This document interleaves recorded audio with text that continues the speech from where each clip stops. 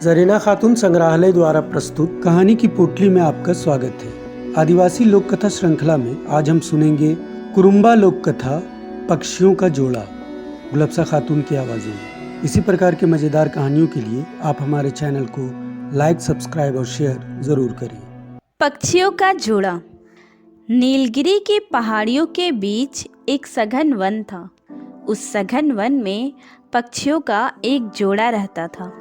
वह बहुत ही सुंदर जोड़ा था।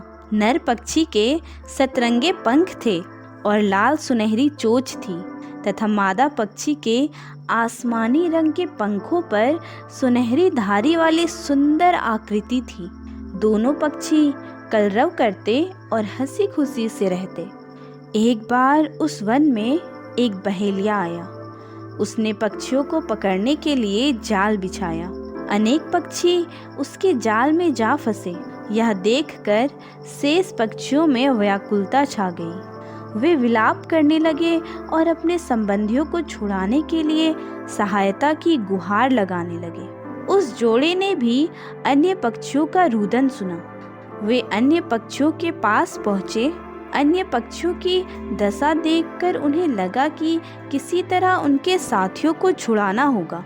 बहेलिए, तुम इन बंदी पक्षियों को बेचकर जितना धन कमाओगे उससे अधिक धन तुम्हें मिल सकता है यदि तुम इनके बदले मुझे बंदी बनाकर अपने राजा के पास ले चलो और मुझे उपहार के स्वरूप उसे सौंप दो।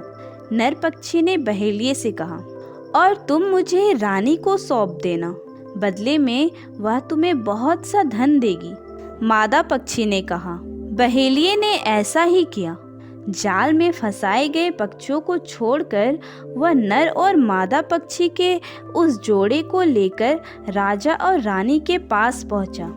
राजा और रानी ने बहेलिए को बहुत सा धन दिया। रात होने पर नर और मादा पक्षी आपस में मिलने को व्याकुल होने लगे, किंतु नर पक्षी राजा के महल में था और मादा पक्षी रानी के महल में। वे व्याकुलतावश विरह के स्वर निकालने लगे। राजा ने सुना तो वह उदास हो गया। रानी ने सुना तो वह भी उदास हो गई। वे दोनों अपने अपने पक्षी लेकर एक दूसरे के पास पहुँचे। उन्होंने अपने अपने पक्षियों को चूमा और उन्हें दुलार कर मुक्त कर दिया ताकि वे परस्पर मिल सके।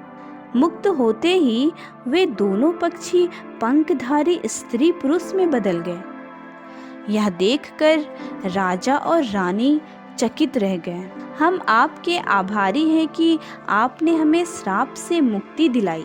हम स्वर्ग के पक्षी हैं, किंतु एक बार स्वर्ग का नियम तोड़ने के कारण हमें श्राप दे दिया गया था कि हम पृथ्वी पर अन्य पक्षियों के समान जीवन जिए। हम बहेलिए द्वारा बिछड़ेंगे, किंतु जब हमें कोई मानव जोड़ा चूमकर दुलार कर मुक्त कर देगा तो हमारा श्राप टूट जाएगा और हम स्वर्ग लौट सकेंगे। अतः अब हम श्राप मुक्त होकर स्वर्ग जा रहे हैं। अब आप बताएं कि हम आपके लिए क्या करें?